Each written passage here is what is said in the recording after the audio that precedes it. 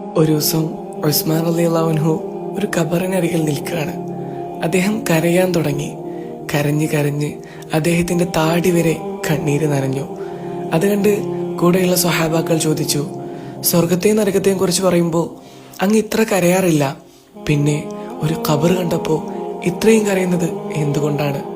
ഉടനെ ഉള്ളിലെ വേദന അടക്കി പിടിച്ചുകൊണ്ട് ഉസ്മാൻ റളിയല്ലാഹു അൻഹു പറഞ്ഞു, ഖബർ പരലോകത്തിലെ ആദ്യത്തെ താവളമാണ്. ഇവിടെ ഒരാൾക്ക് നന്മ ലഭിച്ചാൽ അതിനുശേഷമുള്ളത് എളുപ്പമായിരിക്കും. ഇവിടെ പ്രയാസപ്പെട്ടാൽ അതിനുശേഷമുള്ളത് അതിലും പ്രയാസമായിരിക്കും. അതിനുശേഷം അദ്ദേഹം വീണ്ടും കരഞ്ഞു.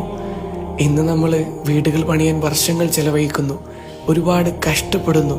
പക്ഷേ ഒരു ദിവസം നമ്മൾ താമസിക്കേണ്ട ഖബറിന് വേണ്ടി എത്രത്തോളം തയ്യാറെടുക്കുന്നുണ്ട്.